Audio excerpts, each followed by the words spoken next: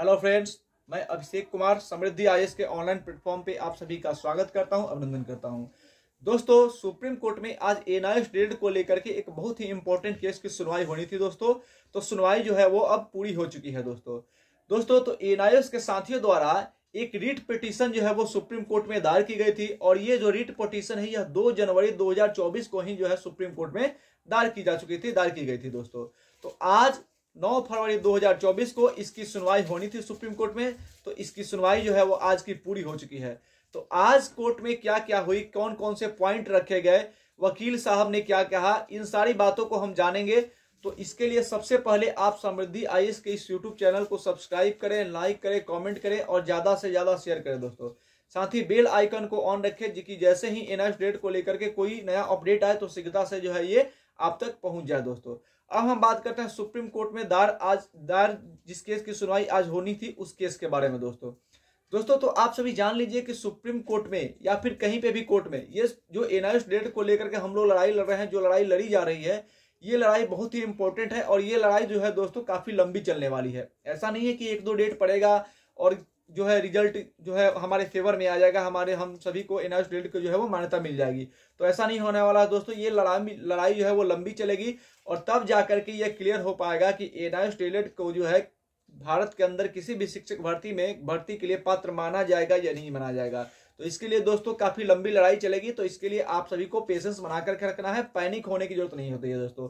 तो आप सभी जो है वो पेशेंस बना करके रखिए और जो है पेशेंस बना करके जो है इस केस को जो है देखिए, लड़िए और समझिए।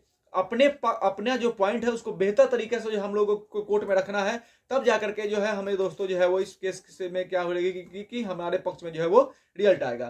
तो बात करते हैं दोस्तों कि आज सुप्रीम कोर्ट में जो है हुआ क्या। तो दोस्तों ये एक बहुत बड़ी सुनवाई होनी थी और आज की जो सुनवाई है वो जस्टिस अभय और जस्टिस उज्जवल हुयंग के बेंच में जो है इसकी सुनवाई होनी थी दोस्तों। तो बहुत इंपॉर्टेंट केस थी, इसकी सुनवाई होनी थी जस्टिस अभय और जस्टिस उज्जवल हुयंग के बेंच में सुनवाई होनी थी। तो वहां पे हुआ क्या ये मैं आप सभी को बता दूं।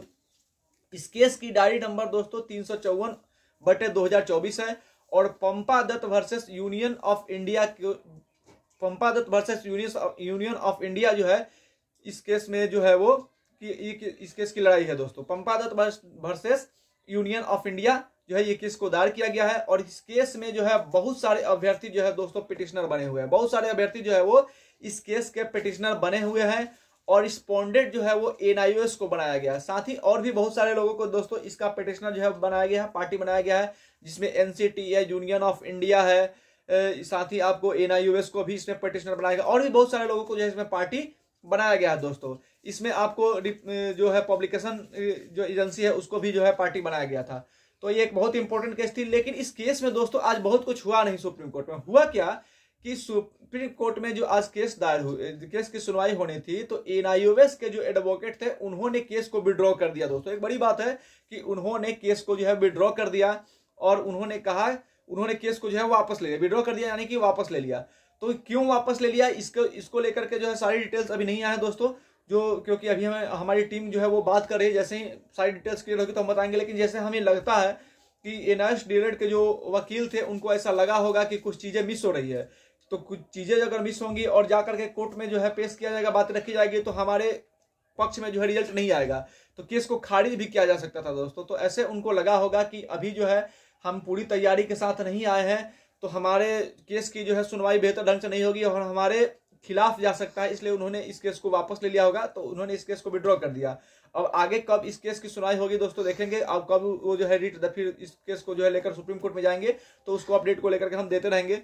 और एक और अपडेट दोस्तों, रिव्यू को लेकर के जो सुप्रीम कोर्ट में केस किया गया था उसकी डेट अभी तक नहीं सुनिश्चित हुई है कि उसकी सुनवाई कब होगी। तो जैसे ही उस रिव्यू पिटीशन की डेट की सुनवाई की डेट निकलेगी तो हम उसको लेकर के आप सबों के साथ जरूर दोस्तों जो है शेयर करेंगे। तब तक के लिए यही अपडेट था दोस्तों। धन्यवाद।